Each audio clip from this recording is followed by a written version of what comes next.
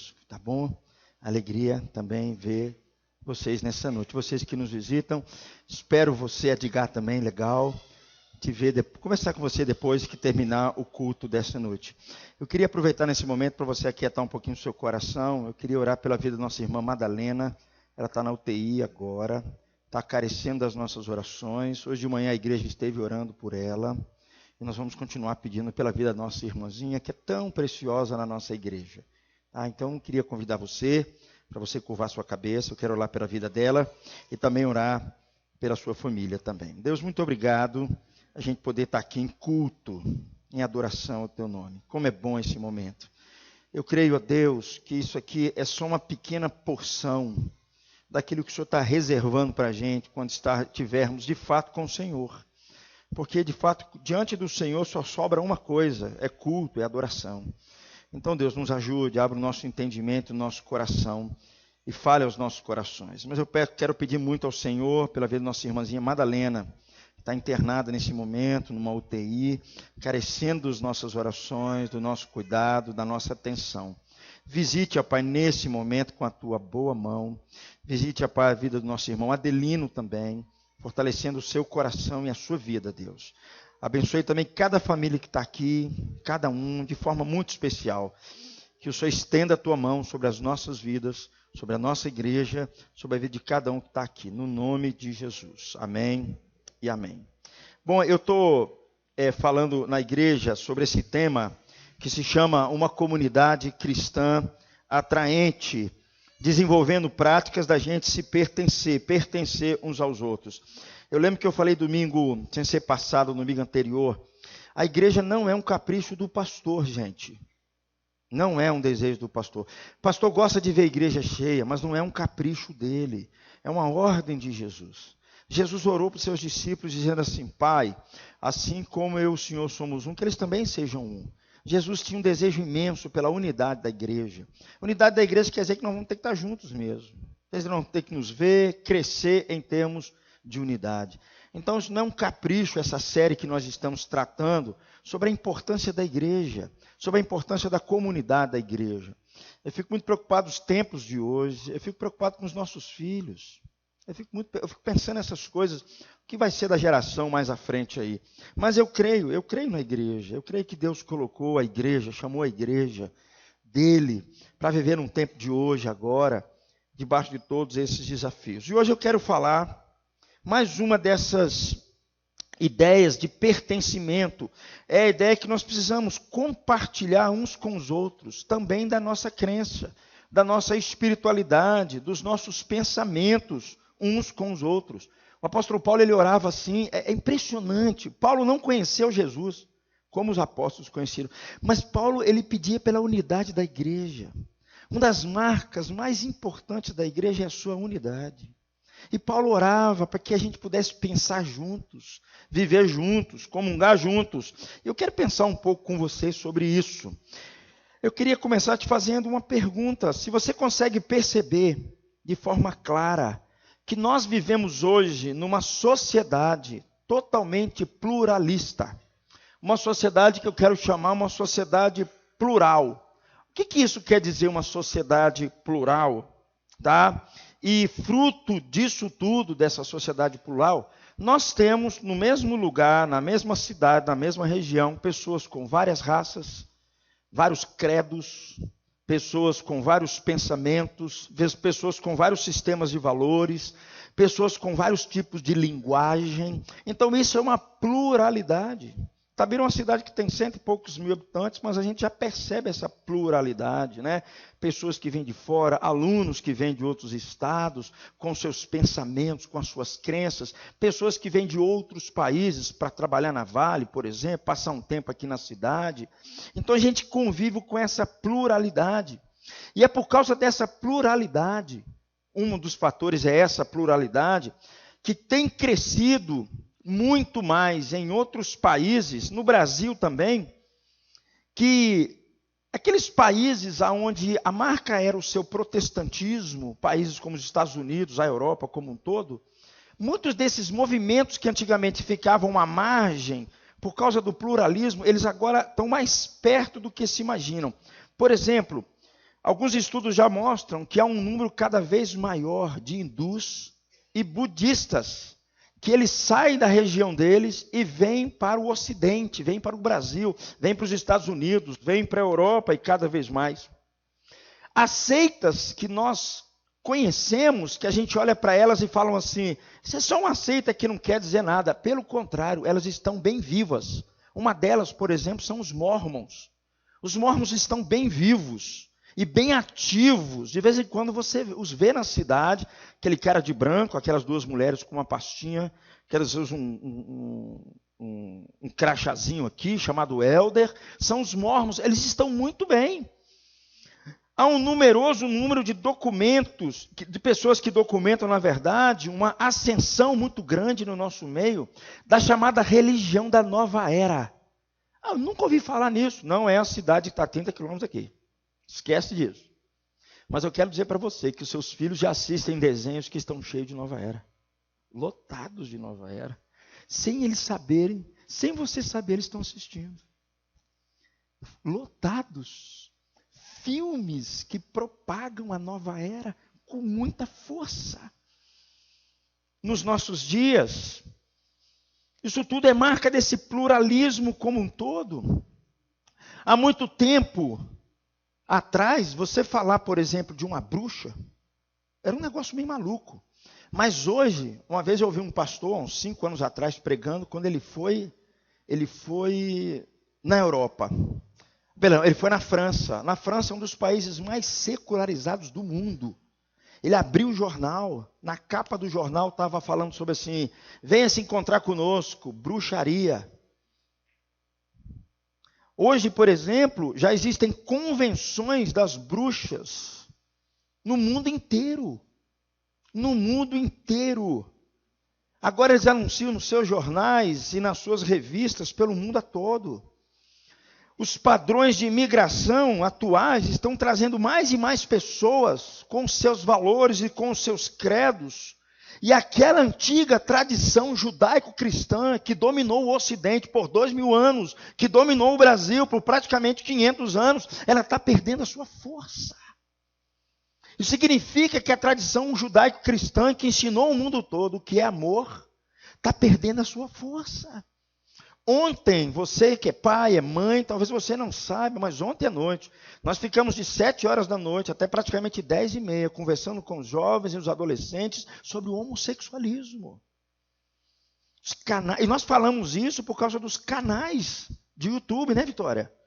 Nós não falamos isso, agora vamos meter pau nos caras, agora é o dia para a gente quebrar. Não foi por causa disso.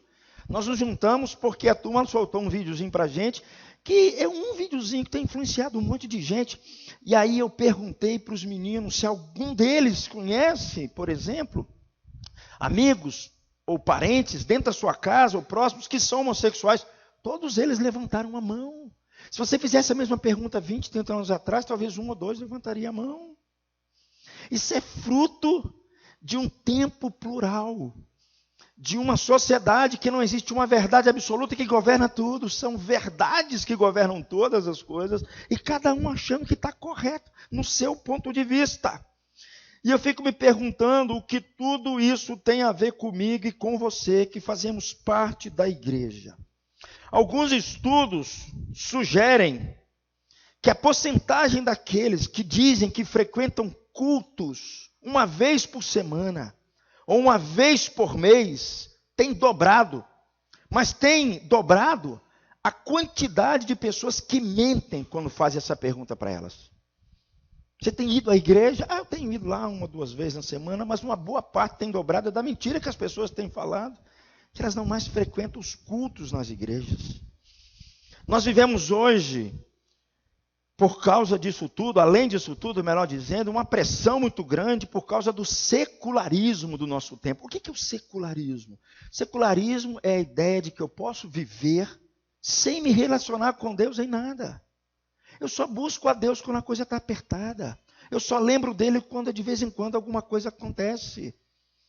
O secularismo está mais dentro da igreja, na cabeça de muito crente, do que a gente imagina. As pessoas já não tomam mais decisões pautadas num valor, baseadas na sua fé em Cristo, que deveria governar todas as áreas da sua vida. Casamento, filhos, negócios, tudo. As pessoas não tomam mais decisões pautadas na sua fé em Cristo, por causa do secularismo. Elas estão com uma visão de comércio, de negócio, de vida, totalmente muito mais secularizada do que tudo. É o que a gente enfrenta hoje nos nossos dias. Isso tudo tem atingido de cheio a vida dos cristãos e a vida da igreja. Hoje é possível a gente conviver com a religião formal e, ao mesmo tempo, conviver com a marginalização da religião. Do mesmo jeito e no mesmo espaço. Do mesmo jeito. Eu estava fazendo um estudo sobre isso há 100 anos atrás, a revista New York Times. Há 100 anos atrás. Ela colocava no jornal, um dos jornais mais importantes lá dos Estados Unidos, de Nova York, os sermões, Valtair, de Charles Spurgeon. Charles Spurgeon foi um dos maiores pregadores do século XVIII. A igreja dele, no tempo dele, tinha mais de 1000 pessoas, no centro de Londres. E eles colocavam no jornal mais lido na cidade, os sermões de Spurgeon. Vá agora e compre os jornais. O que você vai encontrar nos jornais são registros e mais registros de pessoas que vivem pedindo para que a igreja caia fora, para que não se instale uma igreja perto da minha casa. Eu não quero saber dessa turma perto de mim. Mudou muito os nossos dias, nosso tempo que nós estamos vivendo. Além disso tudo, meus amigos, além disso tudo, esses estudos têm mostrado para nós que o individualismo, presta atenção nisso, o individualismo e a escolha pessoal da religião simplesmente tem crescido tanto que muitas pessoas hoje já não têm fidelidade alguma com a sua denominação. Eles não têm fidelidade nenhuma com o seu credo, em absoluto. Ontem nós assistimos um videozinho aqui, e era um rapaz que ele disse que ele é homossexual, mas ele se diz católico romano. Eu falei, isso é uma contradição de termos, porque a igreja católica é contra isso. Não é? É mais honesto se ele for ateu. É mais honesto. Mas hoje nós convivemos com a mesma realidade, porque tem crescido a ideia do individualismo e a ideia da minha escolha pessoal. As pessoas têm que respeitar a minha escolha, as pessoas têm que respeitar o meu tempo. Automaticamente vai quebrando todas as estruturas denominacionais e mais, a lealdade à fé que a pessoa professou, à sua denominação ou à sua igreja. Tem crescido muito essas coisas. Delambuja as questões doutrinárias. As questões doutrinárias. Isso faz com que eu e você possamos ter na nossa cabeça pessoas que ela têm um pensamento sincrético. O que é o sincretismo? É a mistura de vários conceitos religiosos na cabeça que eles se contradizem, mas a pessoa não se importa. Ele toma uma decisão que parece com a fé cristã, mas ele toma uma decisão que parece com o espiritismo, ele toma uma decisão que não tem nada a ver com nada, ele toma uma decisão que parece um ateu que está vivendo. Cruza na cabeça dele. É fruto do tempo que nós estamos vivendo, desse pluralismo, porque as pessoas já não têm mais compromisso doutrinário, compromisso denominacional, compromisso com a sua fé. Meus amigos, eu estou falando isso daqui, isso não é meu, isso são estudiosos, que eles estão olhando, estudando a realidade da igreja, estudando a igreja no Ocidente, estudando a igreja, como é que as pessoas estão vivendo e se comportando. Cada vez mais cresce a ideia de que o conceito do cristianismo que regiu a minha vida, que ensinou o meu pai a me educar no caminho de Cristo, ele tem perdido a sua força entre nós. Agora não se esqueça uma coisa, isso não quer dizer que não vai entrar outra coisa no lugar. Vai entrar outra coisa no lugar. Vai entrar uma religião secularista, vai entrar um ateísmo, alguma coisa vai entrar no lugar.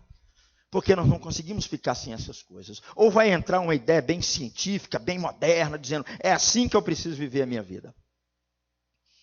Então, querido, isso tudo tem fundido na nossa cabeça e assumido posições que têm atrapalhado imensamente. Esse negócio, quando nós falamos sobre igreja, sobre igreja. Isso tem se misturado conosco, porque cada vez mais cresce a ideia de que nós somos senhores de nós mesmos. E eu não devo obrigação a ninguém. Espera lá, se você é crente, você deve obrigação sim. Você deve obrigação. Você deve obrigação ao seu irmão. Eu estou falando com alguém que eu entendo que seja cristão. Mas cresce a ideia de que é possível ser um cristão totalmente individualizado, uma pessoa totalmente senhor de mim mesmo, sem obrigação nenhuma. Eu não tenho que prestar contas a absolutamente ninguém. Eu vivo a minha vida e não me importo com mais nada. Eu fico muito feliz, porque essas coisas só acontecem lá fora.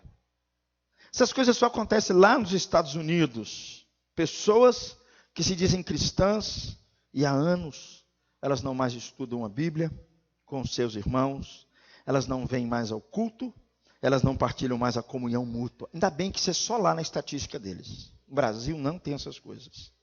Pessoas que já não têm mais tempo para vir à igreja, participar de um grupo de crescimento, servir outras pessoas, se envolver com a causa, se envolver como igreja de Jesus, olhar para fora e perceber que Deus te chamou com uma tarefa nesse lugar.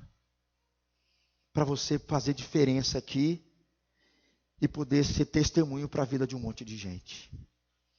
Pessoas que há anos não participam de uma reunião de oração com seus irmãos, não sofrem com a igreja de Jesus, ou com a igreja de Jesus. Ainda bem que isso é só lá, Eva. Isso não tem nada a ver com o Brasil. Eu fico muito feliz com isso, né? Essas coisas só estão nos Estados Unidos, só está na Europa. Quando eu leio a Bíblia, queridos, eu fico com a sensação de que alguma coisa hoje está muito diferente quando eu leio as Escrituras. Parece que existe uma distância muito grande entre aquilo que eu leio nas Escrituras e aquilo que eu vejo hoje, com a realidade da vida de muitos daqueles que se dizem cristãos. Por exemplo, quando eu leio as Escrituras, no primeiro relatório da igreja diziam que eles partilhavam, que eles se dedicavam juntos ao estudo da Bíblia. Está lá, Atos 2:42, o primeiro relatório da igreja. Quando o apóstolo Paulo vai orientar Timóteo no cuidado com os crentes em Éfeso, ele chega para Timóteo, seu filho na fé, e diz assim: Timóteo, sabe aquelas coisas que você aprendeu de mim? Permanece nelas. Permaneça nelas, Timóteo. Permaneça naquilo que você aprendeu de mim, Timóteo. É isso que vai sustentar você.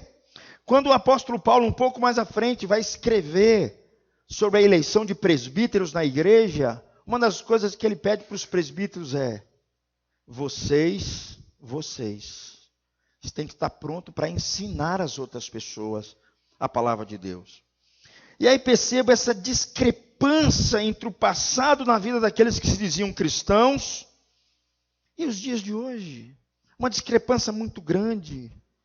Aqueles que de fato se dizem cristãos, que foram comprados por Jesus, que dizem amar Jesus, que dizem que um dia se arrependeram em Cristo Jesus, que dizem que um dia professaram a sua fé, que falam: sou de Jesus agora. Há uma discrepância muito grande entre a realidade que eu leio das Escrituras e aquilo que eu vejo nos nossos dias, principalmente, queridos, com respeito à igreja, com respeito à construção de uma comunidade, de um grupo de pessoas, que eles vão, baseado nas Escrituras, desenvolvendo práticas para cada vez mais eles se pertencerem.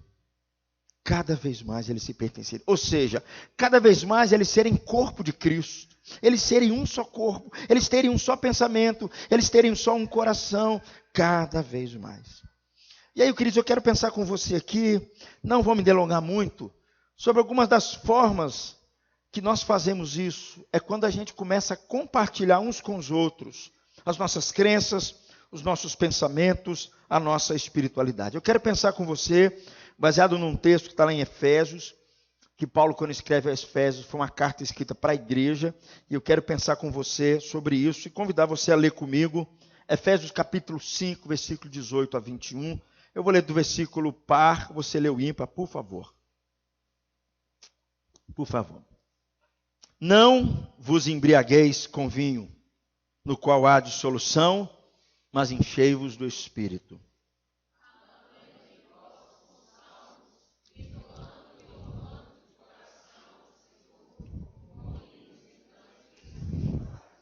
dando sempre graças a Deus, dando sempre graças por tudo a nosso Deus e Pai, em nome de nosso Senhor Jesus Cristo.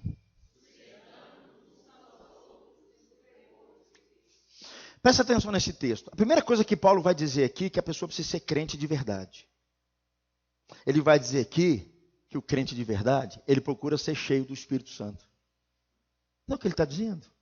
Não vos embriagueis com vinho, mas enchei-vos do Espírito Santo. É o que ele está dizendo aqui para nós. Significa que Deus, Luciano, ele não mora em outro lugar.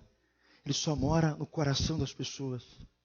Ele só mora no coração daqueles que um dia se renderam a Jesus. Ele só mora no coração dos crentes. É isso que ele está dizendo. E aqueles que de fato são crentes, eles vão buscar cada vez mais serem cheios de Deus, serem cheios do Espírito Santo, da ação do Espírito Santo. Aqueles que um dia foram regenerados, que receberam Jesus como seu Senhor e Salvador, que entenderam a mensagem do Evangelho, que entenderam que a morte do Senhor Jesus era a morte que eles mereciam, mas eles se arrependeram e creram na mensagem. Esses, Paulo está dizendo, vão buscar ser cheios do Espírito Santo. E Paulo, em seguida, ele passa a descrever justamente quais são as características dessas pessoas cheias do Espírito Santo ou que estão buscando se encher do Espírito Santo. Ou seja, Paulo vai dizer sobre as marcas nas nossas vidas, para que nós possamos construir a nossa vida como cristãos. Paulo vai dizer sobre isso. O que me chama a atenção aqui, que para Paulo, a evidência mais clara, ele vai dizer isso aqui abaixo, não tem nada a ver com efeitos miraculosos, o fruto, não tem nada a ver com isso. Tem a ver com o aspecto moral. Porque Paulo está apontando para o fruto do Espírito, e o primeiro fruto do Espírito é amor. É a marca por excelência da vida dos cristãos. Paulo está dizendo assim, se eles estivessem cheios do Espírito Santo, automaticamente eles seriam cheios de amor. Nós vivemos hoje numa ideia muito meio maluca, sabe, meus irmãos? É aquela ideia de que o cara tem dons, ele prega bem, ele fala bem, ele ajuda bem, ele fala até línguas estranhas, ele fala essa coisa toda. Mas, por outro lado, a gente olha para a vida de fulanos como esse e a gente percebe que na vida dele diária falta alguma coisa. E eu tenho para mim que a questão mais importante é o fruto do Espírito. Amor, bondade, paciência. E não os dons do Espírito, que tem a ver muito mais com a disposição que Deus nos colocou para a gente servir o outro. Mas hoje nós vivemos numa realidade contrária. Nós achamos assim que as pessoas que mais manifestam as coisas, mais fazem as coisas, são essas pessoas que têm mais valor. Não, Paulo está dizendo o seguinte, não. A primeira coisa que aparece é o fruto. E quando ele fala de estar cheio do Espírito Santo, é isso que ele está apontando. São qualidades morais. São qualidades que têm a ver com a mudança que aconteceu no meu coração, que afeta a minha família, afeta os meus relacionamentos, afeta o meu trabalho. É isso que Paulo está dizendo aqui para nós. Se você observar essa passagem que nós lemos, no texto grego, na verdade, Paulo vai usar aqui duas ordens para nós. Ele vai dizer assim, não vos embriagueis com vinho. E depois ele vai dizer assim, enchei-vos do Espírito Santo. E Paulo vai logo em seguida dizer que esses dois verbos vão estar agarrados. Há várias coisas que vão acontecer logo em seguida. Coisas assim que Paulo vai dizer, que nós lemos. Falando entre vós, cantando e fazendo canções, cantando canções, agradecendo a Deus e se sujeitando, se submetendo uns aos outros.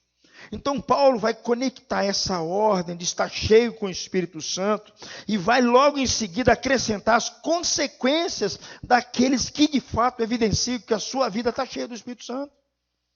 Que mostram de forma clara como é gente cheia do Espírito Santo, por um lado. É isso que Paulo está dizendo. Vocês precisam se encher do Espírito Santo. Mas Paulo, como é que a gente demonstra isso? Como é que a gente mostra isso na nossa vida? Ele vai dizer, logo em seguida, a ordem de ser cheio, queridos. Paulo faz um contraste claro com a embriaguez. Não vos embriagueis com vinho, mas enchei-vos do Espírito. A ideia básica aqui é que uma pessoa que não está bêbada, ela está sob influência do álcool. Uma pessoa que não está cheia de Deus, ela está sob a influência de Deus. De forma básica, é isso que ele está querendo aqui dizer. Uma pessoa que é bêbada, quem controla é o álcool. Uma pessoa cheia do Espírito Santo, quem controla é Deus. E na sua vida, o fruto do Espírito aparece. Na embriaguez, como também no enchimento do Espírito Santo, existem duas grandes forças que influenciam a pessoa interiormente. Uma pessoa bêbada, ela é influenciada pelo álcool, que toma sua corrente sanguínea. Uma pessoa cheia do Espírito Santo, é o Espírito Santo que toma o coração da pessoa. Numa pessoa bêbada, o álcool em excesso produz um comportamento totalmente irracional e fora de controle. Uma vez eu vi um pastor pregando no Rio de Janeiro, Carlos, e ele mora num bairro de pessoas muito ricas. Você estava lá, o Leonardo Sayum, quando comentou, e ele falando assim, gente, é triste você ver pessoas no mais último carrão do ano, mas elas entram nos seus carros como se fossem porcos de tão bêbados que eles estão. É assim que vivem pessoas bêbadas. E Paulo faz um contraste dizendo que o álcool em excesso produz comportamentos irracionais. Porque o álcool, na verdade, transforma o ser humano num animal. E Paulo vai dizer aqui que as pessoas que estão cheias do Espírito Santo, eles têm o seu comportamento controlado de forma moral. É isso que ele está dizendo. Ele tem o seu comportamento controlado de forma racional e transforma a pessoa mais parecida com Jesus, em todos os sentidos da sua vida. É isso que Paulo está contrastando aqui. É isso que ele está chamando a nossa atenção quando fala que nós precisamos ser cheios do Espírito Santo, ao invés de nós nos embriagarmos com vinho. E ele vai dizer logo em seguida quais são os 4 resultados de pessoas que de fato demonstram que elas estão cheias do Espírito Santo. Quais são as evidências sólidas na vida desses que dizem que um dia creram em Deus, creram em Jesus, entregaram a sua vida, agora são crentes, fazem parte da igreja, dizem que são igreja do Senhor Jesus, dizem que agora vivem uma vida diferente na sua vida. Paulo vai dizer logo abaixo para nós. O que me chama a atenção nos 4 verbos que vão aparecer logo abaixo, que são gerúndios, não são ordens, são gerúndios. Todos os 4 têm a ver com relacionamento, Isildinha. Que coisa fantástica. Ser crente, meu amigo, tem a ver com relacionamento. E cada vez que eu me pareço mais com Cristo, mais eu procuro amar meu irmão, eu procuro me envolver como igreja, eu procuro viver a vida de comunidade. Cada vez mais. Quando uma pessoa chega para mim e fala assim, eu estou cheio de Deus. Eu estou cheio de Deus. Eu estou cheio de Deus, mas assim, não converso com fulano, não converso com Beltrano, tenho dificuldade com fulano. Querido, reavalie. Reavalie. Uma vez um rapaz chegou para mim e falou assim, não, Renato, eu estou cheio de Deus. Eu falei, que coisa boa, cheio de Deus. Inclusive, não quero muita conversa com você. Eu falei, que coisa boa. É bom, é realmente uma demonstração muito clara que você está cheio do Espírito Santo na sua vida. Paulo vai dizer de forma clara que tem a ver com a igreja, relacionamentos, comunidade. Gente que diz está cheia de Deus, busca viver juntos. A igreja é isso, queridos. Paulo vai dizer de forma clara que ser cheio do Espírito Santo não é uma experiência particular mística. Gente, sábado passado eu subi no monte, tive uma experiência maravilhosa com Deus. Nossa, foi um monte de arrepiada, chorei a noite inteira. Aí ele desce do monte, chega em casa, briga com os filhos, briga com a mulher, briga com os irmãos, não quer saber da igreja, trabalha. Cara, tem um negócio errado aí. Não é uma experiência mística, Paulo vai dizendo. Não é a ideia de crentes virtuais. Sabe o que são crentes virtuais? Eles são crentes pela internet. Eles assistem vários cultos pela internet. Vão fazendo suas opções pela internet. Ou às vezes aquele modelo, sabe, Brunão? De crentes desigrejados. Eles são crentes, mas eles não mais congregam. Eles dizem que eles são crentes, mas eles falam, não preciso da igreja.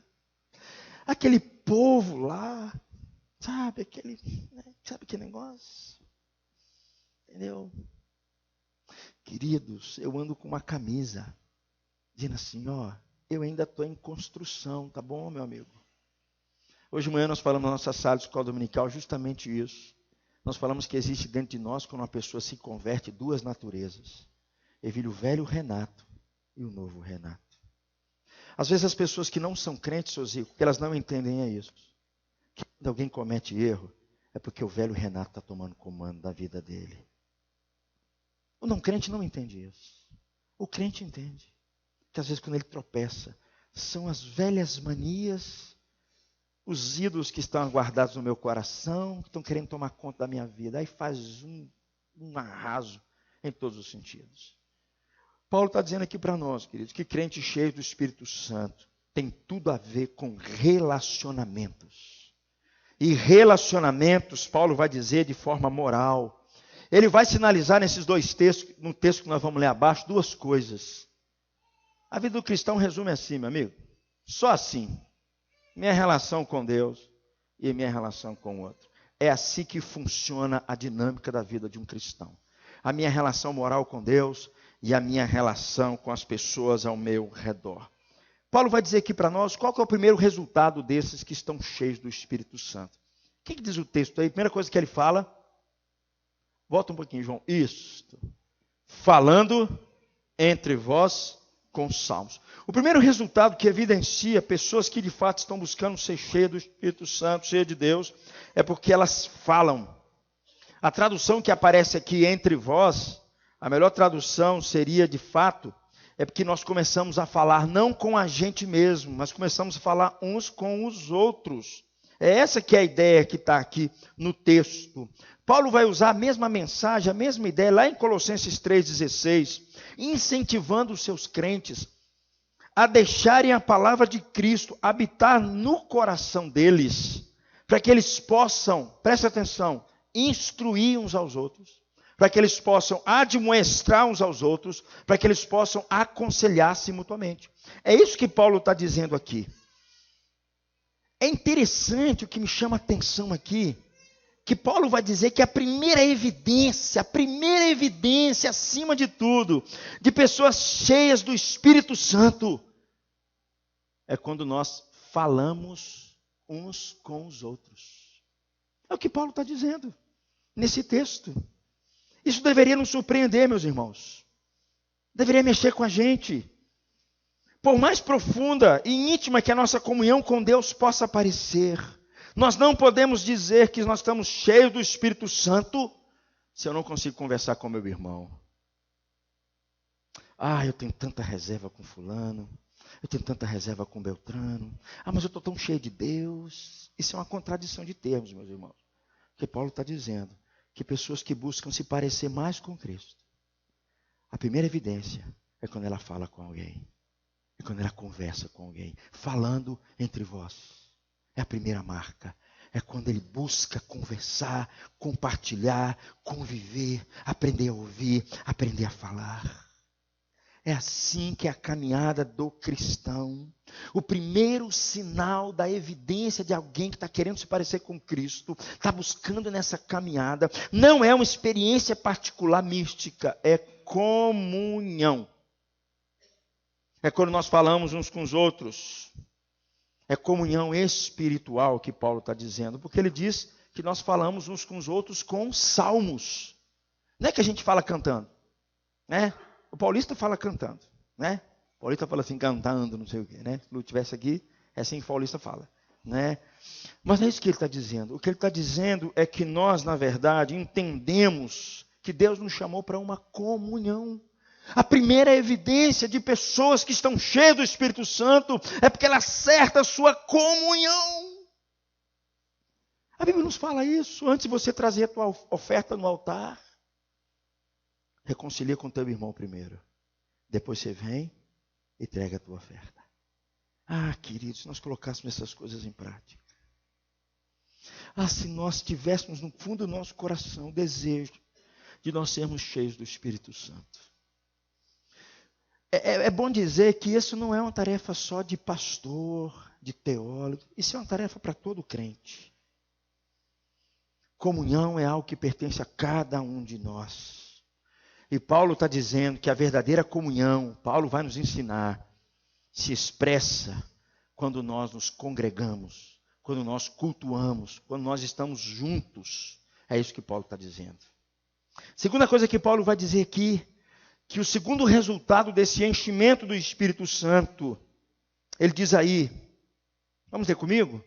Entoando e louvando de coração ao Senhor com hinos e cânticos espirituais. Talvez você não saiba, mas o Espírito Santo, ele gosta de glorificar a Jesus. O papel central do Espírito Santo é glorificar a Jesus, é aquilo que Jesus fez. E a Bíblia nos fala que ele faz isso entoando também louvores. O coração, meus irmãos, não é o lugar, mas é a maneira como nós estamos cantando o que Paulo está dizendo. E Paulo aqui está nos exortando a nós não ficarmos em silêncio. Paulo está chamando a nossa vida aqui para um tempo de adoração, um tempo de culto. É isso que Paulo está dizendo. E é interessante observar aqui como é que a igreja do começo do século, ela cantava. Ela cantava. Eu acho que foi a herança do judaísmo, Tiago, porque os judeus cantavam muito. Eu estava lendo, fazendo esse estudo, que alguns dizem que eles passavam a noite toda louvando a Deus, entoando cânticos de louvor ao nosso Deus. Alguns dizem que uma das primeiras descrições da igreja por aqueles que não eram cristãos, por exemplo, pelo governador da Bitínia, quando ele enviou Trajano, o imperador romano, ele trouxe um relato dos cristãos e da atividade dos cristãos. E no relato dele estava lá, Sérgio, essa turma aqui, eles se reúnem de manhã para cantar louvores a Deus. Imagina, Valtair. Imagina eles cantando coisas assim. Porque era um hino, que virou um texto bíblico, Ele fala assim, Filipenses capítulo 2, versículo 5, ele fala assim, ele se humilhou, sendo obediente até a morte e morte de cruz. Era um hino que eles cantavam. Eles cantavam enaltecendo a pessoa de Jesus. Era a marca dos cristãos, conhecido por aqueles que não eram cristãos. Eles faziam isso com muita alegria desde a parte da manhã, porque eles entendiam que a igreja sempre louvava a Deus. Ela elevava louvores e cânticos a Deus. Por isso, queridos, outra marca do cristão que está buscando ser cheio do Espírito Santo, ou está melhor, está evidenciando ser cheio do Espírito Santo, é porque ele tem a alegria de adorar, a alegria de louvar. O culto para ele não é um negócio assim estranho, esquisito. Pelo contrário, é um momento que ele se reúne junto com os seus irmãos para louvar a Deus em um só cântico. Às vezes eu fico pensando, querido, se essa coisa não faz parte da nossa vida, o que você vai fazer no céu? O céu não é seu lugar também não. O céu é um lugar que nós vamos adorar a Deus. Nós vamos cantar. É um lugar que nós vamos celebrar ao Criador. Uma coisa que nos faz roubada. Portanto, queridos, uma evidência daqueles crentes que Paulo estava falando, que eram cheios do Espírito Santo, é porque eles adoravam, eles louvavam, eles cantavam, eles se emocionavam estando juntos. Terceira coisa que Paulo vai dizer aqui para nós. Vamos ler comigo aqui. Dando sempre graças por tudo a nosso Deus e Pai, em nome de nosso Senhor Jesus Cristo. Terceira coisa, que a marca daqueles que evidenciam estar cheio do Espírito Santo, é gente que tem um coração grato. Gente cheia do Espírito Santo é gente que sabe agradecer a Deus em toda e em qualquer circunstância. Não são quando as coisas só estão bem na sua vida. A gratidão faz parte da sua existência. Faz parte do seu dia a dia. Eles fazem isso em nome do nosso Senhor Jesus Cristo, dando a Deus toda a glória ao Deus e Pai, porque eles sabem que o Espírito Santo testemunha o coração deles, de que eles são de fato filhos de Deus. Se tem uma coisa que não faz parte da vida dos cristãos, melhor, não deveria fazer parte, É a murmuração. Deus pegou pesado com o povo de Israel, porque eu nunca vi um povo que reclamava tanto. Deus fazia um milagre, tirava água da rocha, eles reclamavam. Deus dava comida para eles, eles reclamavam. Nunca faltou nada para eles, continuavam reclamando. A murmuração é um dos pecados mais costumeiros do povo de Israel. É um pecado que parece que faz parte do nosso DNA. Às vezes, quando eu assisto os jornais pela televisão, meu Deus, eles só falam coisa para a gente reclamar. Reclamar do governo, reclamar do vizinho, reclamar de tudo. Não faz parte da vida do crente que está cheio do Espírito Santo, ficar murmurando a vida. Quando ele está desempregado, de alguma forma ou de outra, ele louva a Deus. Quando ele está passando enfermidade, de uma forma ou de outra, ele fala assim: Deus, eu preciso do Senhor. Não é gente que murmura.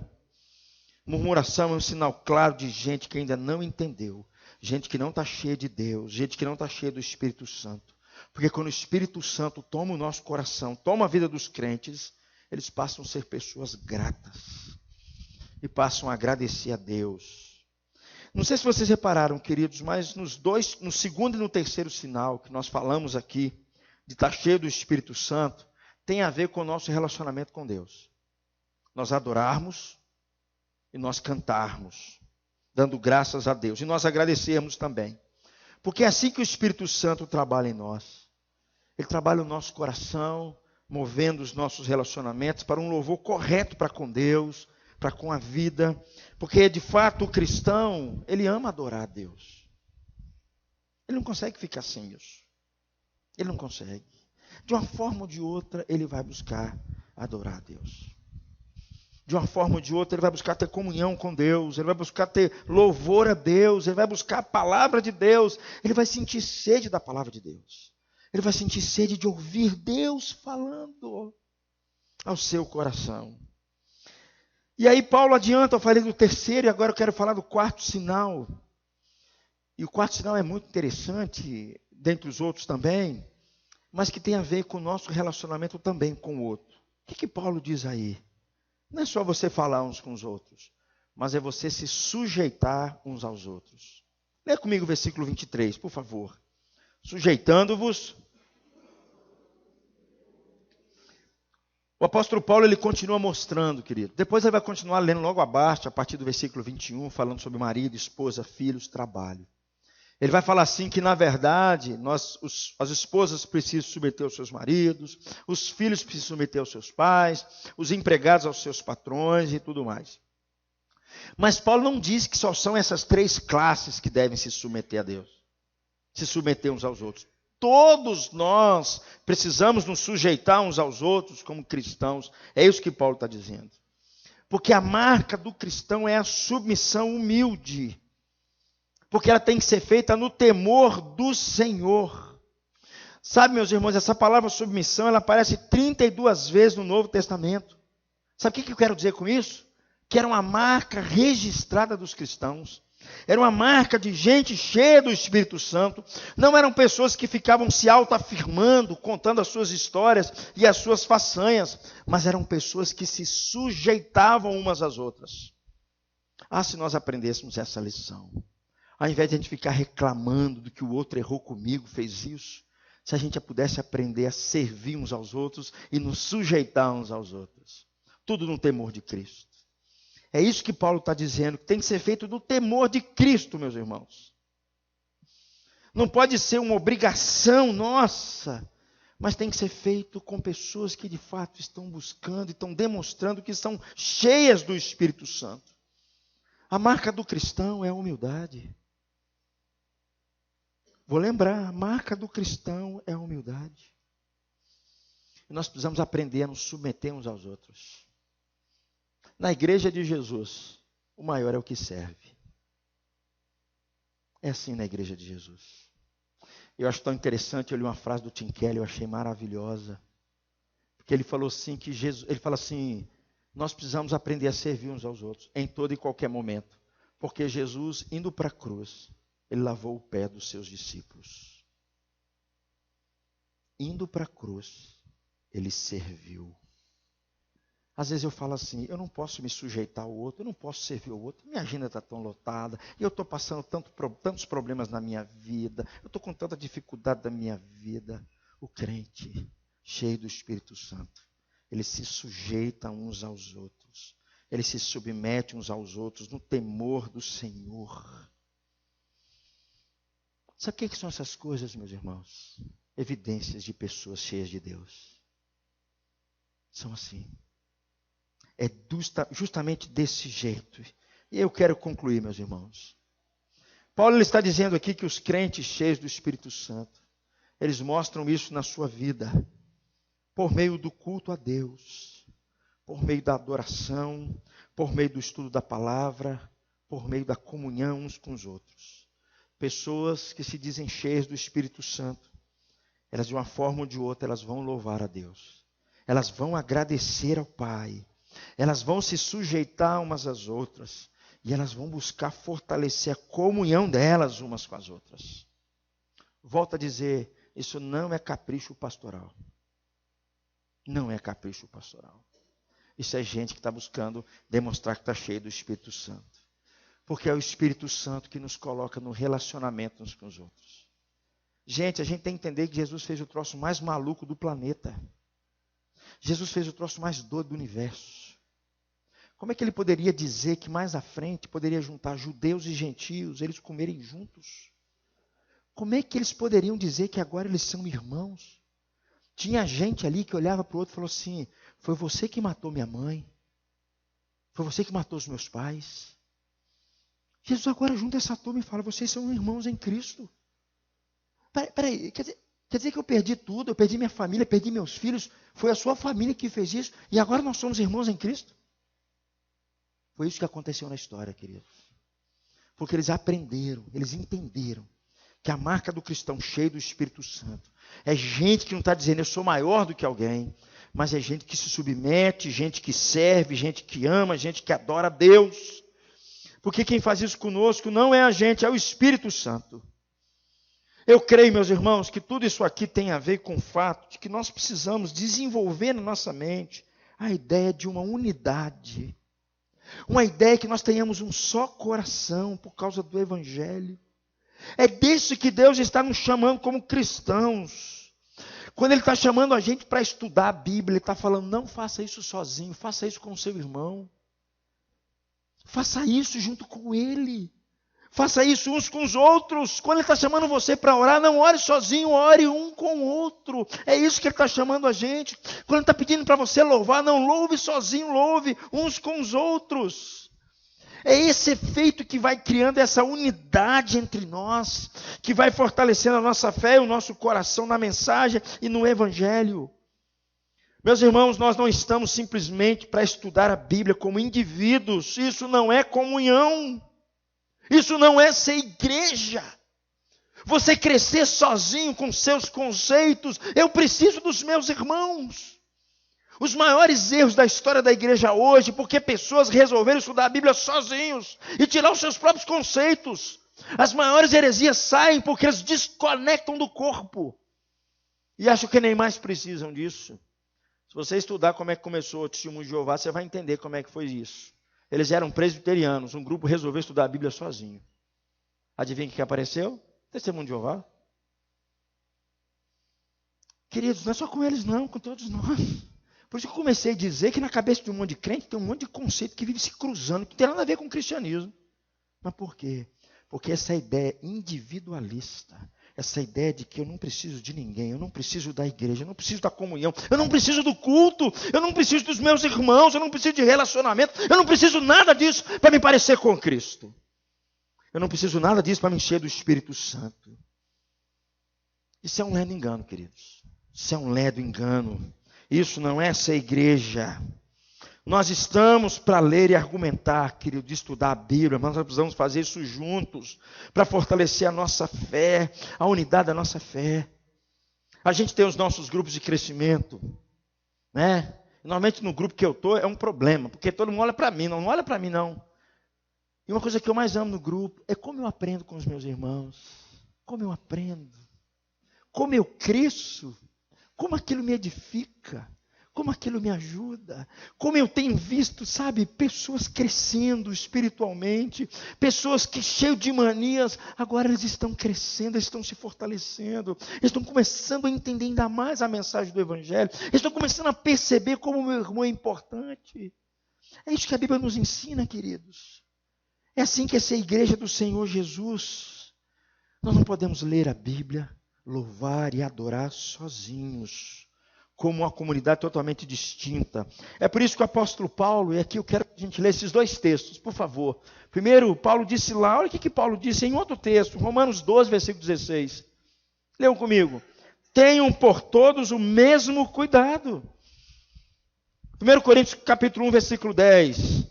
Rogo-vos, irmãos, pelo nome de nosso Senhor Jesus Cristo, que faleis todos a mesma coisa, que não haja entre vós divisões. Paulo está chamando a nossa atenção, porque é assim que nós temos que viver. Nós temos que fortalecer o nosso pertencimento, ensinando uns aos outros, estudando juntos, louvando juntos, crescendo juntos, nos sujeitando uns aos outros juntos. É assim que nós entendemos as implicações da palavra de Deus para as nossas vidas. E é dessa forma que nós somos cada vez mais direcionados a nos parecer com Cristo. É dessa forma. Vou dizer um negócio para você, meu irmão. Ninguém se parece com Cristo sozinho. Ele precisa do corpo.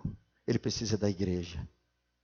Jesus, quando voltar, ele vai chamar a igreja, a noiva dele. A noiva dele não é só o Renato. A noiva dele são os crentes que pertencem à igreja do Senhor Jesus Cristo.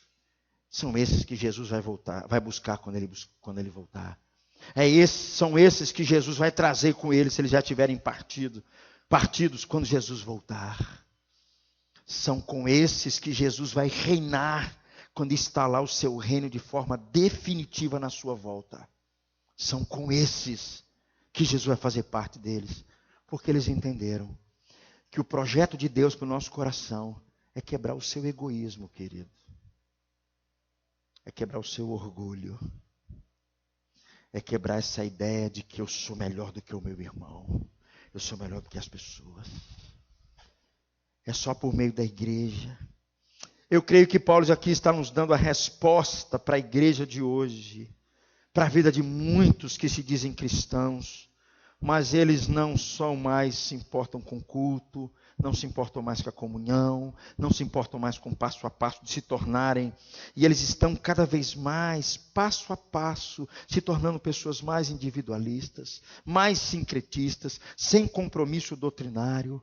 Paulo está dando a resposta para nós aqui, para a gente quebrar tudo isso. Uma resposta para uma cultura como a qual nós vivemos, uma cultura cada vez mais doente. Gente, a nossa cultura está ficando doente. Eu não sei se esse avanço está nos ajudando. Uma vez nós conversamos aqui na quarta-feira. Eu não sou tão velho assim, mas eu sou de uma geração, né? Eu pegava ônibus quando eu ia para a escola, não é verdade? Eu aprendi a pegar ônibus desde 7 anos de idade, eu aprendi a pegar ônibus de escola. Né? Já ponguei em ônibus, já fiz um monte de coisa, já pulei roleta, passei debaixo de roleta, atrapalhei motorista, fiz um monte de coisa. Mas mamãe nunca precisou me ensinar. Quando eu estava sentado no banco, se via uma grávida, se via alguém, um senhor idoso, me levantava. Eu sou melhor do que ninguém, não. Hoje tem que ter uma lei. Dê lugar para o idoso. Dê lugar. Eu não sei se minha geração, não sei se a sociedade está melhorando. Porque cada vez que criam mais leis, parece que está pior. Eu não precisava ninguém dizer isso para mim. Então, queridos, a sociedade tem se tornado cada vez mais individualista. E eu tenho uma reserva comigo, porque a entrada do celular, por favor, é só um detalhe, tomem cuidado com isso. Está nos tornando cada vez mais individualistas mesmo. Porque eu entro no meu mundo aqui, ó. Eu fico no meu mundo, eu me desconecto de todo mundo. A geração nossa, os nossos filhos estão aí, e para mim só tem uma resposta. Jesus já deixou. Nós precisamos da igreja, nós precisamos dos nossos irmãos, nós precisamos de comunhão. Se essa galera continuar assim, com 15, 16 anos, elas estão com depressão, elas estão com angústia no coração, elas estão nas clínicas psicológicas procurando psiquiatra, porque ninguém aguenta. Queridos, nós somos a imagem e a semelhança de Deus. E Deus é uma trindade, Deus é uma comunidade. Por que eu quero relacionamento? Porque eu sou imagem e semelhança dele. É só por causa disso. Não é um capricho meu. Eu sou um ser social, porque eu sou imagem e semelhança de Deus. Eu preciso do outro. Eu preciso do outro. Se a gente crescer esse individualismo maluco dessa cultura, que acha que a identidade deles e o senso de dignidade está nas conquistas deles, está justamente naquilo que eles conseguem, nas suas habilidades, porque é isso que essa geração diz. Jesus está dizendo para nós, o apóstolo Paulo está nos ensinando, a resposta está na igreja, na comunidade. Quando um ao outro pensa, eu preciso compartilhar com o outro. Eu preciso colocar, viver com o outro, essa ideia do pertencimento. Eu preciso, de fato, sair do meu lugar. Eu preciso compartilhar com o meu irmão os meus pensamentos, a minha espiritualidade. Eu preciso me sujeitar a ele. Eu preciso aprender a amar esse cara. É assim que a Bíblia ensina, queridos. Isso, para mim, é resposta de Deus para a nossa vida e para a nossa geração. Quando nós, cada vez mais, evidenciamos que nós somos cheios do Espírito Santo, quando nós demonstramos a nossa comunhão, o nosso culto, a nossa gratidão, a nossa submissão, quando nós nos dispomos a compartilhar com o outro, quando nós nos dispomos a, de fato, a ensinar outros, a estudar com outros, a crescer com outros, a viver isso. É a igreja do Senhor Jesus. É a igreja do Senhor Jesus. Tem muita gente que diz assim para mim, Renato, eu não quero saber da igreja, não. Nós só tem um bando de hipócritas. Ele falou assim, seja bem-vindo, meu amigo. Tem lugar para você naquele espaço lá. A igreja é uma comunidade onde o Espírito Santo está trabalhando nela. Ela ainda não é perfeita. E como eu falei ontem com os jovens, e eu vou repetir, Tiago, eu amo a igreja do Senhor Jesus. Eu amo, sabe por que eu amo, Luciano? Porque Jesus ama a igreja. É a noiva dele. É a noiva dele. Vamos orar, meus irmãos. Oh Deus, visite-nos nessa manhã, nessa noite, Pai.